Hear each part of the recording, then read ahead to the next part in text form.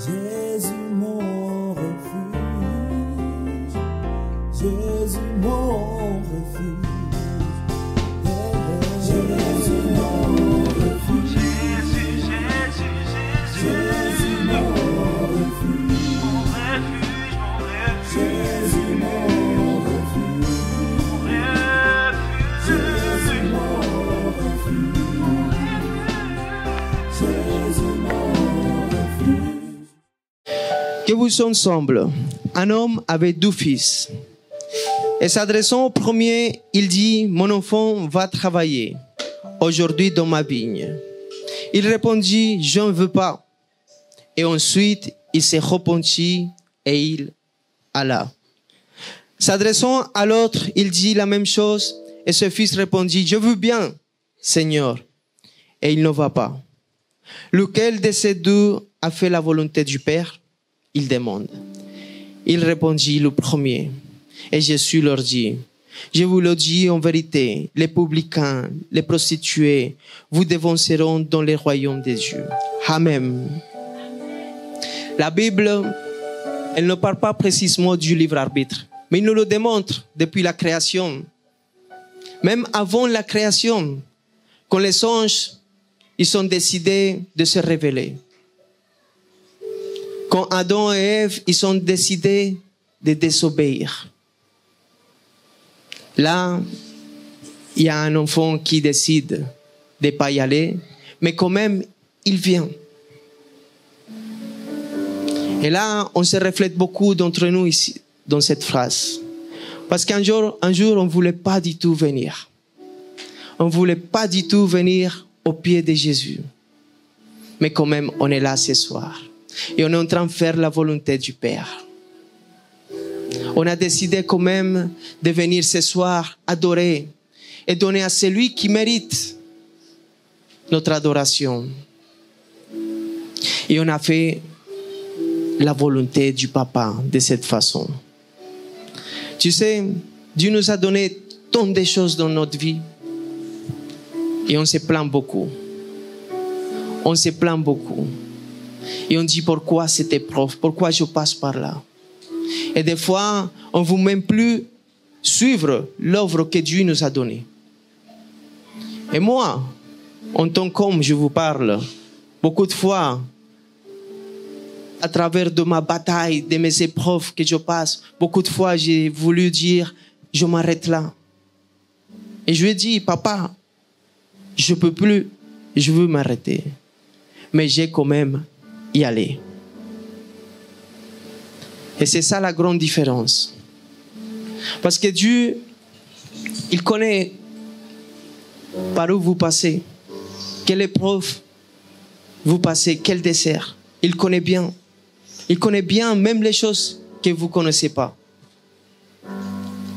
Mais le peuple d'Israël, il se plaignait. Toi, tu te plains, moi, je me plains. Mais Dieu, Jésus-Christ, il veut voir l'attitude de ton cœur à travers de cette épreuve que tu passes.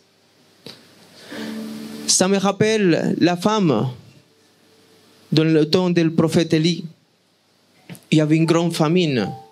Cette femme, il avait une poignée de farine pour faire à manger pour elle et son enfant.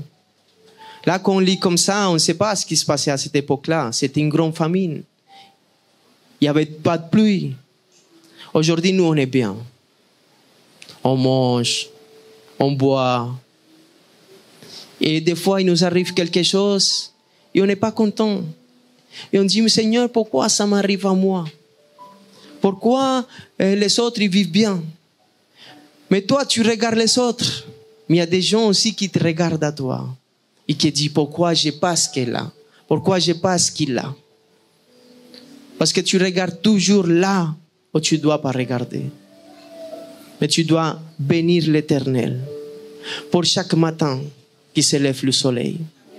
Parce qu'il t'a donné des sens, que tu puisses toucher des choses, que tu puisses déguster des choses, que tu puisses contempler le ciel.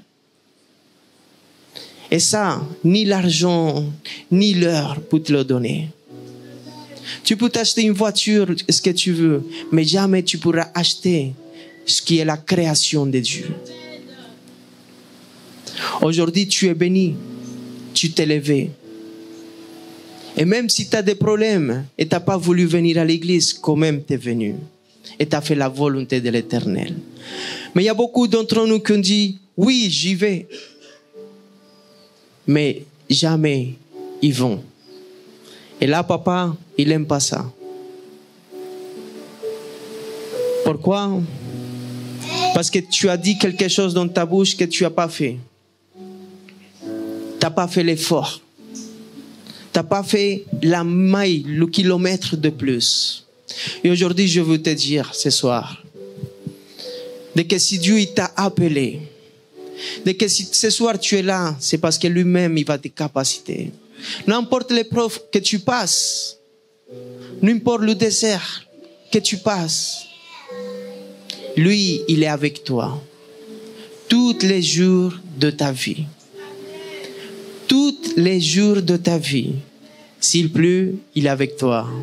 S'il fait la canicule, il est avec toi. S'il n'y a pas d'argent, il est avec toi. Si tu es dans la maladie, il est avec toi. Parce qu'il a dit quoi? Je serai avec vous tous les jours de votre vie. Alors, même si tu n'as pas envie d'y aller, faire l'œuvre de Dieu, l'œuvre de l'Éternel, parce que tu es fatigué, parce que tu n'as pas d'argent, parce que mes enfants ne me laissent pas, parce que mon travail ne me laisse pas, viens quand même. Parce que Dieu, il est avec toi. Tous les jours de ta vie. Dieu, il ne regarde pas ta situation, mais il regarde l'attitude. Et c'est pour ça le thème d'aujourd'hui s'appelle « Jésus voit ton attitude ». Amen. Et on voit aussi cette femme qui lui restait 2 pièces. 2 pièces. Et là, on voit que Jésus-Christ, il s'est mis en face. Là où il mettait l'argent. Et il a vu des riches qui mettaient beaucoup d'argent, des gens qui mettaient beaucoup d'argent. Mais toi et moi, nous, on ne voit pas quand une personne met là. On ne voit pas la nécessité. On ne voit pas avec quel cœur il met cette offrande. Mais Jésus-Christ, il voyait. Que même ce que cette femme, elle était en train de traverser. Parce que quand on dit, elle n'avait plus rien. Des fois, on ne s'imagine pas tout ce qu'il y a derrière de quelqu'un qui n'a pas d'argent, qui n'a pas de quoi manger. Si elle n'avait plus rien, peut-être qu'elle n'avait pas quoi manger. Peut-être que même pour... Elle s'est levée, elle ne savait pas quoi manger ces jours-là. Mais quand même, elle a mis 2 pièces d'argent. Je ne vous parle pas d'une offrande d'argent aujourd'hui. Je vous parle de cette offrande qu'on est nous-mêmes. Une offrande, un sacrifice vivante, sainte et agréable. Romains 12, 1. C'est ça que Dieu veut. Une quoi? Une offrande, nous-mêmes. Un sacrifice vivant, saint et agréable. Même si quelqu'un t'énerve, donne cette offrande et reste dans la sainteté. C'est dur, mais Dieu il attend l'attitude de parce que tu traverses. On dirait, mais pourquoi cette femme qui avait juste une poignée de farine, elle avait la foi? Parce qu'elle a cru à la parole du prophète. Elle, c'était une chrétienne, on va le dire comme ça. Cette femme qui a mis les 2 pièces, elle allait à l'église. Beaucoup d'entre vous, vous dites, j'y vais à l'église, je fais ci, je fais ça. Et malgré ça, ma vie, elle ne change pas. J'arrive pas dans mes finances. Toujours à fin de mois, j'arrive pas à payer. Dans mes études, j'arrive pas. J'arrive pas à trouver un bon travail. Mais je vais à l'église. Des fois, Jésus-Christ, il attend jusqu'à qu'il te reste les 2 petites pièces pour que tu les donnes jusqu'à la fin et que ton attitude soit bonne et que tu la donnes avec un cœur agréable. Cette offrande que tu donnes de ta vie en venant ici, malgré la situation que tu traverses, malgré tout ce qui passe, et que tu viens pour l'œuvre à la vigne, il a dit, à la vigne. Il est parti travailler à la vigne. Si des fois tu veux t'élever pour gagner des âmes dans le monde, parlez aux gens de que Jésus-Christ il est vivant et qu'il règne. Amen. Malgré ce qui t'arrive, Jésus-Christ il est en train de voir ça dans ta vie. Je ne sais pas à qui je suis venu parler aujourd'hui,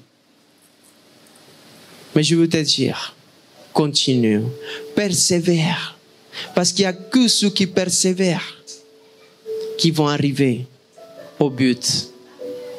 Persévère malgré tout ce qui t'arrive. Tous les jours, tu as ton libre arbitre de décider quoi faire. Chaque matin. Et aujourd'hui, ce matin, sa miséricorde, elle s'est renouvelée pour ta vie. C'est une nouvelle opportunité dans ta vie. Ne te rappelle plus pas d'hier, mais regarde comment tu vas faire à partir de maintenant. Si tu as décidé, peut-être tu as dit non. En venant peut-être ici, tu as dit, je ne veux plus travailler dans la vigne de mon père.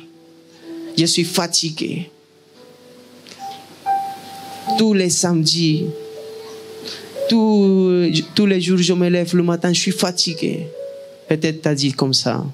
Mais Jésus-Christ, il a vu ton cœur ce soir, que tu es venu quand même, malgré ta situation. C'est à toi que je veux parler ce soir. Amen. L'attitude de ton cœur, l'attitude que tu prends chaque matin, ça change tout dans ta vie. Ça change tout avec le Seigneur. Parce que nous, on doit être des imitateurs de qui? De Christ. Et c'est dans ton attitude qu'on voit si on se reflète à qui? À Jésus-Christ. Soyons imitateurs chaque matin de Jésus-Christ. N'importe si on te persécute. N'importe si on te maudit. N'importe si te font la guerre. Si c'est ta famille, ton père, ta mère. Mais c'est ton attitude devant eux qui vont voir Christ en toi. Si tu passes par là, c'est parce que Jésus-Christ, il devait passer par là. Pourquoi? Parce que Jésus-Christ, il est avec toi tous les jours de ta vie. Là où tu passes, c'est comme Jésus-Christ, il passait par Galilée. Il passait par Jérusalem. Maintenant, si tu habites à Barbès, il passe par Barbès ce soir-là. Si tu habites à Port-de-Lilas, il passe à Port-de-Lilas. Ce soir, pour ceux qui vont venir, Jésus-Christ, il va passer à Stalingrad. Alléluia. Pourquoi? Parce que Jésus-Christ, il est avec toi tous les jours de ta vie. Tous les jours. Ton attitude. Malgré mes problèmes, je veux servir l'Éternel. Mon compromis avec Jésus-Christ, c'est jusqu'à la fin de mes jours. Même si l'oppression elle est grande, même si ta bataille elle est dure, même si ton épreuve elle est difficile, Jésus-Christ il t'a pas appelé pour 2 jours ou 3 jours. C'est un contrat indéfini. C'est un contrat pour l'éternité. Waouh! Tu peux pas dire aujourd'hui que tu vas lâcher. Ton attitude, ça doit être de quelqu'un, un vrai vainqueur. Même si dans ton cœur tu es triste, tu es un vainqueur. Même si tu passes par le pire des choses, tu dois être un vainqueur. Parce que tu es le fils de Dieu. Amen. On voit 2 hommes.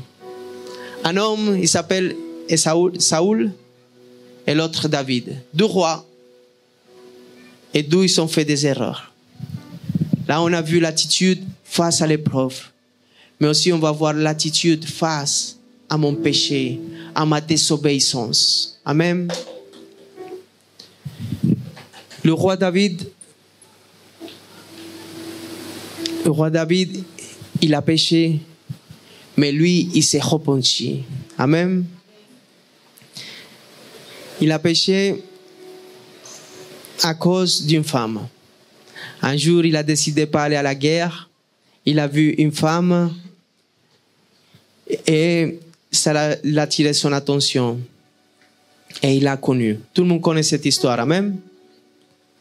Cet homme, après cela, il vient un prophète. Ce prophète, il s'appelle Nathan. Il lui dit, écoute, il y a un homme riche et un homme pauvre. Et cet homme pauvre, il a un petit brebis et il le caresse tous les jours, le donne à manger, il dort avec lui. C'est comme sa fille, cette brebis. Il aime ce brebis. Mais il y a un homme riche. Et cet homme riche, il a beaucoup de brebis. Mais un jour, un étranger, il arrive. Et cet homme riche, il n'a pas pris de ses brebis, mais il a tué la brebis de l'homme pauvre.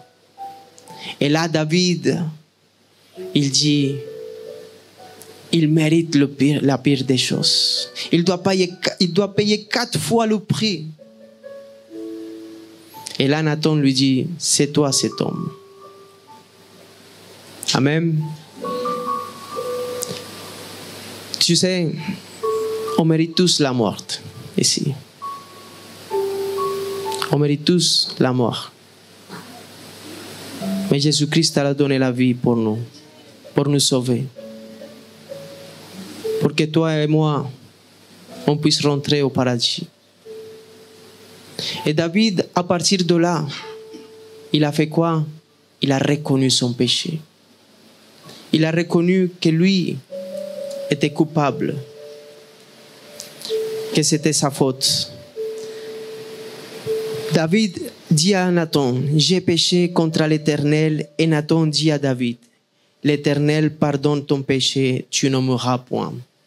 Amen. Tu sais, des fois quand on fait du mal à un autre homme, une autre femme, c'est difficile qu'il nous pardonne. Mais je veux te dire ce soir, Dieu, lui, il te pardonne. Parce que lui, il est bon. Nous, on est mauvais. Mais lui, il est bon. Aujourd'hui, il y a une façon que le ciel jamais va refuser. Que le ciel, quand il entend ça, il voit ça, il va s'ouvrir complètement dans ta vie. Que Dieu jamais va dire non quand il va voir ça. Et c'est dans le psaume que David il a écrit à partir de là. Et c'est le psaume 51. Et là, dans le psaume 51, 17, il a dit, les sacrifices qui sont agréables à Dieu, c'est un esprit brisé. Ô Dieu, tu ne dédaignes pas un cœur brisé et contrit. Amen. Mais Saoul, on dit Saoul? Saoul, le roi, aussi un prophète, il est venu le voir. Samuel. Dieu il avait donné une ordre de tuer toutes les choses, les animaux, tout. Mais Saoul, il n'a pas fait comme ça. Lui, il a vu les vaches qui étaient belles. Il a vu des choses qui l'attiraient l'attention et il les a gardées à côté. Il a vu le roi, il a dit non. Et il a désobéi. Et là, le prophète Samuel, il vient le voir. Il lui dit, au 2e Samuel 12:13. Ah, pardon. C'est au 1er de Samuel. Bon, je l'ai perdu. Il lui dit, pourquoi j'entends tous ces vaches, lui dit le prophète Samuel, qui font du bruit derrière toi. Et lui, il dit, non, c'est pas moi, c'est le peuple qui m'a dit de les garder. Vous voyez 12 attitudes différentes. David, il a dit, oui, j'ai péché contre le ciel. Mais Saoul, il a dit, non, c'est pas moi. Samuel dit, qu'est-ce que c'est donc que ces blêements de brebis qui parvient à mes oreilles et ces mugissements de bœuf que j'entends. Jésus-Christ, il connaît le plus profond de ton cœur. Il sait toutes les choses. Ce que tu appelles des petits péchés mignons, des grands péchés. Mais pour Jésus, tout ça, c'est des péchés. Il veut juste qu'aujourd'hui, toi qui as péché, ce n'est plus important ce que tu as fait. Maintenant, je veux te dire ce qui ouvre le cœur de Dieu, ce qui ouvre le ciel, c'est ce qu'il a dit David dans le psaume 51, 17. C'est quoi? Un esprit brisé et un cœur brisé. Amen. Et contrit. Aujourd'hui, je viens te dire ce soir. David étant un roi, il a tué quelqu'un, Auri, à cause de cette femme. Il a désobéi la parole de Dieu. Et ça a ramené des conséquences graves dans sa vie. Mais Jésus-Christ, il était avec toi, avec lui, en ce moment-là aussi. Même, il y a des conséquences à cause de notre péché. Tout a des conséquences. Tout. Il y a des lois dans la vie, des lois spirituelles et des lois physiques. Mais les conséquences qu'il y a eu David, il les a passées avec Dieu. Et c'est Dieu qui l'a restauré. C'est Dieu qui l'a levé encore. Pourquoi? Parce qu'il a eu un cœur brisé et contrit. Ce soir, Dieu t'appelle à la repentance dans ton cœur. Que tu prennes une attitude puissante. Et c'est de te mettre à genoux devant lui. Et de reconnaître tes fautes. De reconnaître ton péché. Qui t'éloigne encore et encore de lui. Je sais que l'Esprit Saint, il est en train de parler à ta vie à ce moment-là. Il est en train de te ramener à mémoire ce péché que peut-être tu n'as pas confessé, comme Saoul. Ce péché que tu as jamais dit, oui Seigneur, et tu as pleuré et tu as déchiré ton cœur. Avant, les hommes, ils déchiraient ses vêtements. Mais aujourd'hui, on déchire notre cœur devant l'Éternel. Prenons une attitude à genoux. Je veux que on lise le psaume 51.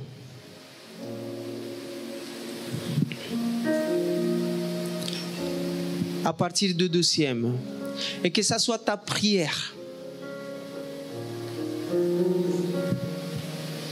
51:2 dit: lave-moi complètement de mon iniquité.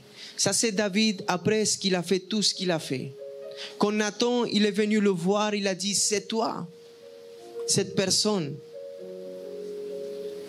C'est toi qui as tué cette brebis. Et là, David, il a eu un cœur contrit et brisé. Alléluia. 51:2.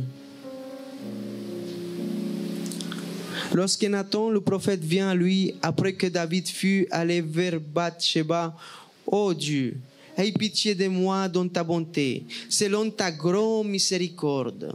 Efface mes transgressions. Lave-moi complètement de mon iniquité et purifie-moi de mon péché. Car je reconnais mes transgressions et mon péché constamment devant moi. J'ai péché contre toi seul et je fais ce qui est mal à tes yeux. En sorte que tu seras juste dans ta sentence. Amen. Il a dit quoi? En sorte que tu seras juste dans ta sentence. Sans reproche à ton jugement. Amen. Mais tu veux que la vérité soit au fond du cœur? Fais donc pénétrer la sagesse où? Dedans moi. Qui veut que la sagesse pénètre dedans? Alléluia. Purifie-moi avec l'hysope et je serai pur.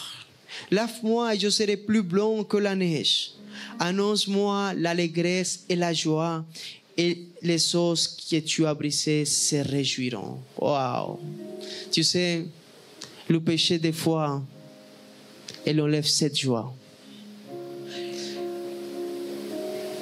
C'est triste de voir que Jésus-Christ il a payé le prix à la croix, qu'il a déversé tout son sang pour toi et pour moi, et qu'à cause du péché, tu ne sais même pas si tu es sauvé. Qu'à cause du péché, tu n'as pas la joie du salut. Mais aujourd'hui, Jésus-Christ veut te dire quelque chose. Il va ramener l'allégresse, la joie dans ta vie. Parce qu'aujourd'hui, je déclare dans ta vie que tu seras sauvé par la puissance de la sang de l'agneau. Acclame Jésus-Christ.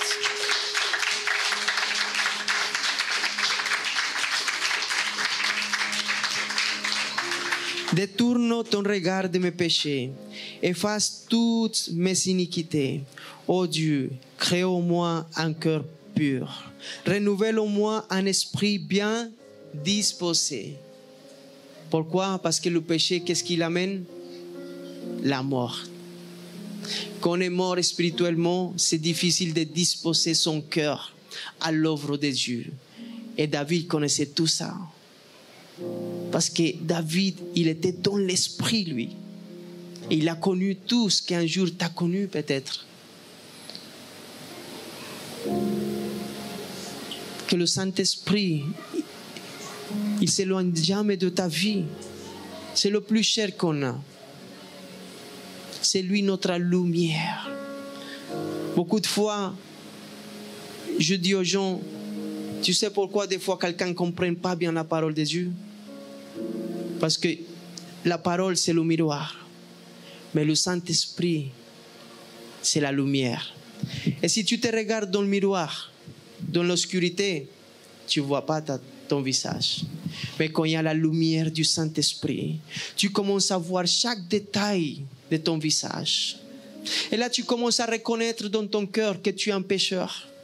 Parce qu'avant, tu ne voyais pas le péché. Parce que tu lisais la parole, le miroir, mais pas à la lumière du Saint-Esprit. Mais quand le Saint-Esprit commence à agir dans ta vie, tu commences à te sentir de que tu étais mauvais, de que tu es mauvais, mais qu'il n'y a que le Saint-Esprit qui commence à faire un travail dans ta vie, qui commence à te sanctifier, à avoir un changement réel. Parce que c'est lui qui lit la parole. Dans l'obscurité, son le Saint-Esprit devient un pharisien, un hypocrite. Il connaît la parole, il a la connaissance, mais il n'a pas l'Esprit de Dieu qui est la lumière. Parce que tu ne peux pas te regarder au miroir si tu n'allumes pas la lumière de ta chambre. D'abord, tu allumes la lumière, tu demandes au Saint-Esprit, viens. Tu rentres dans ta chambre, tu allumes la lumière. Après, tu vas et tu te regardes dans le miroir. C'est comme ça? Après, tu sors le séchoir. Mais d'abord, tu allumes la lumière. La lumière est le Saint-Esprit dans ta vie. Sans le Saint-Esprit, tu vas voir une connaissance. Tu vas connaître par cœur des versets. Mais tu ne feras pas vraiment dans ta vie comment tu es pécheur. Et là, tu commences à voir la poutre de ton œil. Et tu regarderas moins la paille de l'œil de ton frère. Parce qu'il y a la lumière du Saint-Esprit qui te fait voir dans le miroir. Et là, à chaque fois, tu t'approches plus du miroir et la lumière du Saint-Esprit, plus tu vois les défauts et les qualités de ta vie. Et là, tu commences à dire, j'ai besoin de toi, papa, puisque je suis un pécheur. Et à chaque matin, tu commences un nouveau combat. Amen. Mais le Saint-Esprit, il ne faut jamais qu'il parte de ta vie. Et David, il avait compris ça. Pourquoi? Parce qu'il avait vécu ça avec qui? Avec le roi Saoul. David, il n'était pas encore roi. Quand le roi Saoul, il était roi. Et c'est là qu'il a vu qu'il était toujours roi. Le roi Saoul, il était roi. Mais il n'avait pas le Saint-Esprit. Alors David, là, quand il a péché, il a dit, waouh, je me rappelle quand Saoul, il a péché. Mais il ne s'est pas repenti. Et c'est pour ça que Dieu il a choisi un roi conforme le cœur de Dieu. Repente-toi. C'est la véritable attitude que tu dois prendre.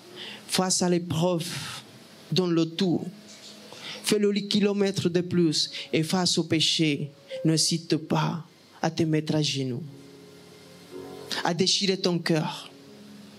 Et à clamer pour que le Saint-Esprit ne parte pas de ta vie. Et là, il dit, rends-moi la joie de ton salut et qu'un esprit de bonne volonté me soutienne. J'enseignerai tes voies à ceux qui les transgressent et les pécheurs reviendront à toi.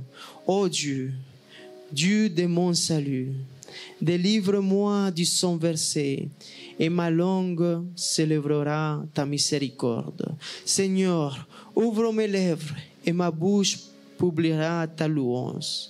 Tu as eu voulu des sacrifices, je t'en aurais offert, mais tu prends point plaisir au l'holocauste. Un esprit brisé. Oh Dieu, tu ne dédaignes pas un cœur brisé et contrit. Réponds ta grâce et tes bienfaits sur Sion. Bâtis les murs de Jérusalem. Alors tu agréeras des sacrifices de justice, des holocaustes et des victimes tout entier. Alors on offrira des taureaux sur ton autel. Amen. J'espère que cette prédication t'a édifié. La Bible dit dans la lettre aux Romains, au chapitre 10, verset 9, que si tu reconnais publiquement que Jésus est le Seigneur et que Dieu l'a ressuscité d'entre les morts, alors tu seras sauvé. Je t'invite à faire cette prière avec moi afin de recevoir la vie éternelle. Là où tu es, tu peux fermer tes yeux et dire « Seigneur Jésus-Christ, je t'ouvre mon cœur. Je reconnais mon péché devant toi. Je te remercie d'avoir porté, Seigneur, toutes mes fautes à la croix et de m'avoir offert la vie éternelle. Je crois que tu es le Fils de Dieu, que tu es mon Seigneur et mon Sauveur. Je reçois ton Saint-Esprit aujourd'hui. Je pardonne toutes les personnes qui m'ont fait du mal dans ma vie, Seigneur. Et j'accepte ton amour au nom de Jésus. Amen. Je peux également venir le lundi et jeudi à 19h30 à notre église Jésus mon refuge, ou bien les cultes au samedi à 18h. À Paris, 76 rue Pierre Soulier, 75 020 métro Porte des Lilas. Que Dieu te bénisse.